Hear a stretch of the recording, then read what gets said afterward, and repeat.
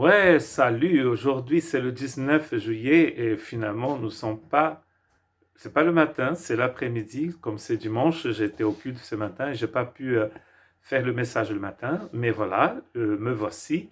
Et aujourd'hui, nous rentrons donc dans le chapitre 9 de l'épître de Paul aux Romains. Nous allons toujours parler de la grâce, mais nous commençons ici une nouvelle étape dans ce livre magnifique.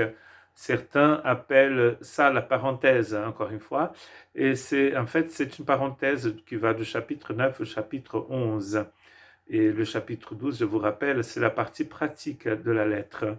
Mais d'autres appellent cela aussi le cœur de la lettre, car beaucoup d'ailleurs de personnes pensent que Paul a écrit cette lettre justement pour parler des soucis qui existaient dans l'église de Rome entre la communauté juive et la communauté des gens qui n'étaient pas d'origine juive. Et donc voici le texte d'aujourd'hui, c'est le chapitre 9, du verset 1 au verset 4.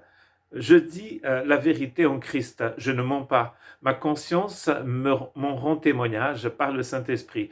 On sent bien qu'il va dire quelque chose de très important, c'est très personnel même, parce qu'il parle de sa propre conscience, mais sa conscience qui est attachée en fait au témoignage du Saint-Esprit.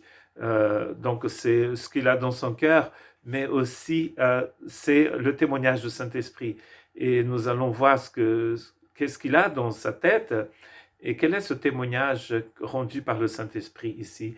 Il dit, j'éprouve une grande tristesse et j'ai dans le cœur un chagrin continuel. Oh là là. Donc, il a un souci dans son cœur. Quel est ce souci que Paul a dans son cœur? Il appelle cela un chagrin continuel dans le verset 2. Et dans le verset 3, il dit ceci, oui, je voudrais être moi-même maudit et séparé de Christ pour mes frères, mes propres compatriotes. Oh là là. Voilà qu'il voulait être anathème. C'est très fort ce qu'il dit ici. Pourquoi Paul a ça dans son cœur? Mais en plus, il dit que c'est aussi c'est un témoignage qui est rendu par le Saint-Esprit en lui. Et pour mes propres compatriotes, il dit à la fin du verset 3, les Israélites, c'est à eux qu'appartiennent l'adoption, la gloire, les alliances, la loi, le culte et les promesses, et les patriarches.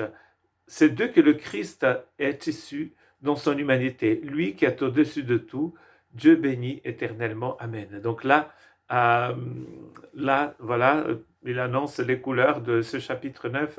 Donc il a un grand chagrin dans son cœur pour les Israélites.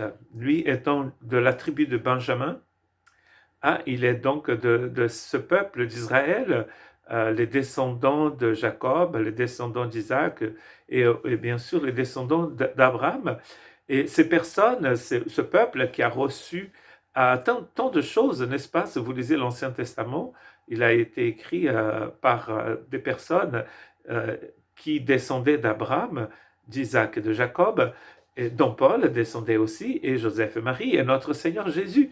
Parce qu'il dit ici que dans son humanité, le Seigneur Jésus, qui est Dieu béni éternellement, il est donc descendu de la famille d'Abraham.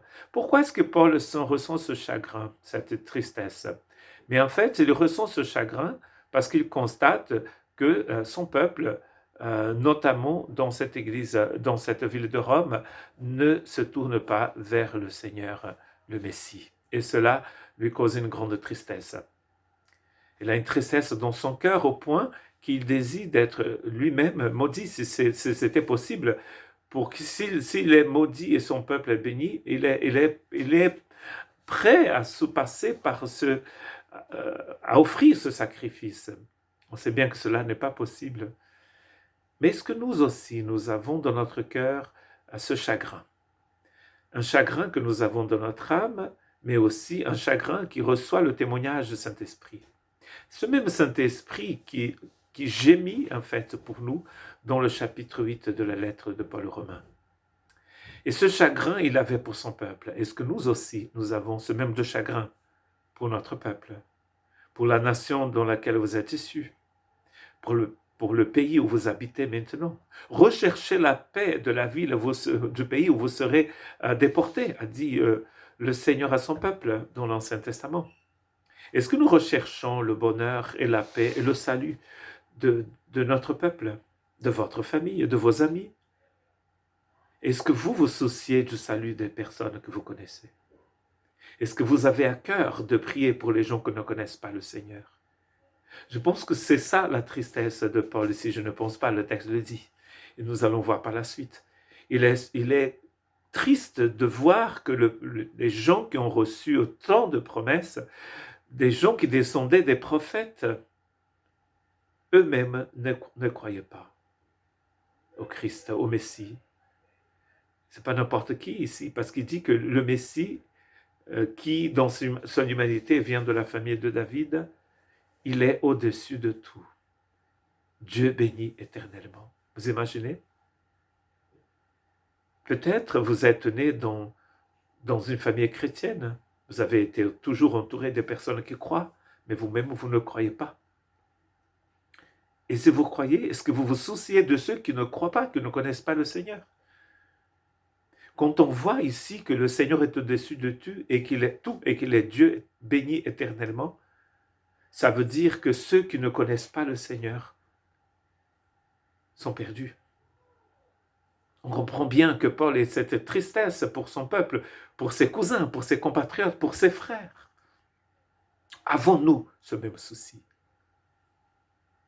Sommes-nous conscients que les gens qui ne connaissent pas le Seigneur ne connaissent pas la vie éternelle, ne connaissent pas le Dieu béni éternellement?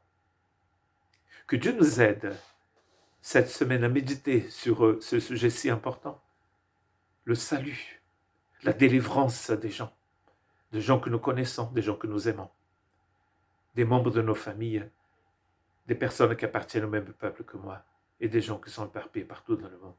Prions les uns pour les autres. Que Dieu vous bénisse.